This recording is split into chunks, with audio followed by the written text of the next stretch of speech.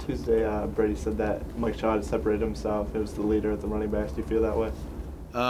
Mike Shaw is definitely one of our. If we played tomorrow, he'd probably be our starting running back. But it's not over. We're going to have a scrimmage tomorrow, and if anything, it's still an open book there now. So we'll see how that shakes out. But Mike's had a heck of a camp, as has Fitz. Fitz has had a good camp, and Stephen Hopkins and Vince Brown. I'm still at San Diego State. Vince Smith.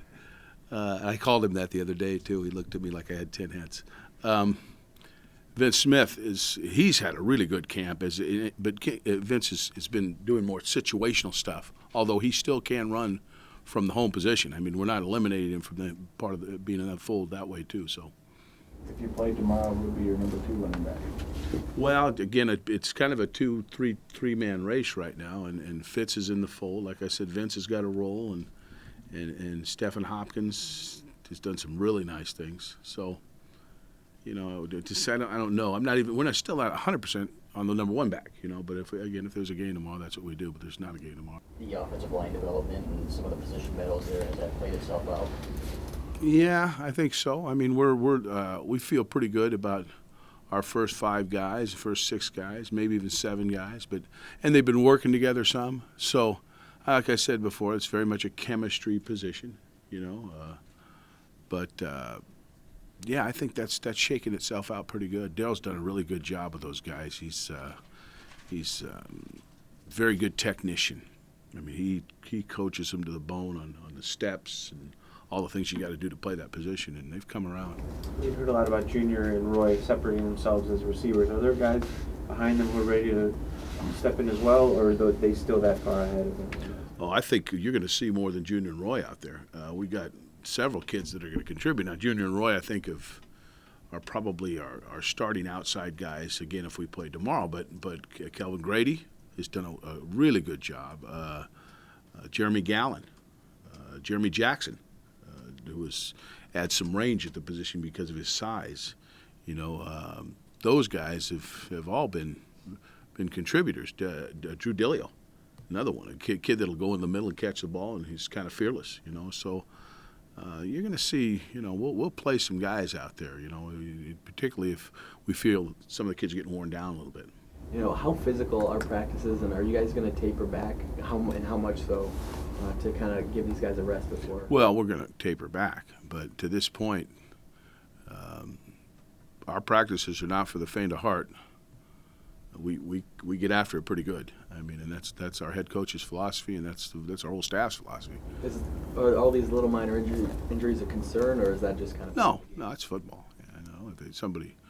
If it was a season-ending injury, then it would be a concern. But Aaron Wellman does a great job of getting these kids ready to play. Believe me, he is, and they'll tell you that too. He's on them, and he gets them ready. And right now, we're at a point in camp where it's time now to back off a little bit. But it has been a real grueling training camp. I mean, we have got after it every day. It's been very physical, and it's just the nature of the way we coach, defensively and offensively. I think is we're gonna make the kids be physical, and make them have a lot of effort, and test them when they're tired. See what they're made of when they're tired. Because I don't think unless you put them in that situation in practice, you're never really going to know in a game. So. Talk about the battle of right tackle specifically. Yeah, Mark Hughey has been very consistent there, and again, if we played tomorrow, Mark would be our right tackle.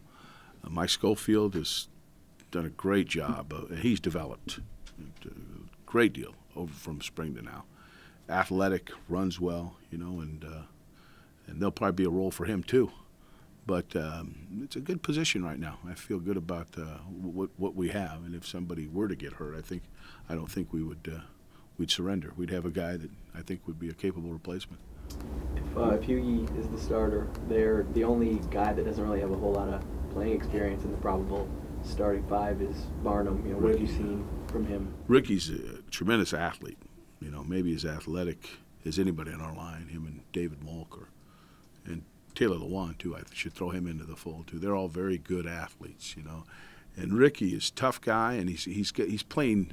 I think Ricky's biggest problem we got here was he's a little underweight, but he's gotten bigger and stronger, and he doesn't get pushed around, and he can pull and get out in front of people, and he's like a back out there sometimes when he runs. No, he hasn't played much, but Ricky's ready to take that step. I have no doubt.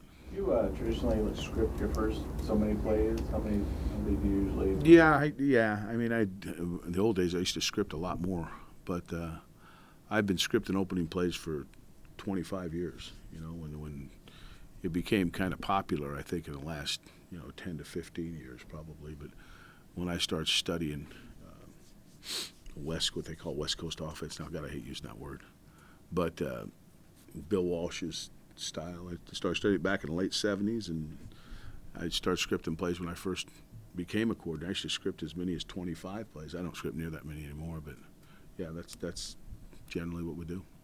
What were you most pleased with in the scrimmage? Oh, I think the physical nature of it was good. You know, we got after it both sides of the ball.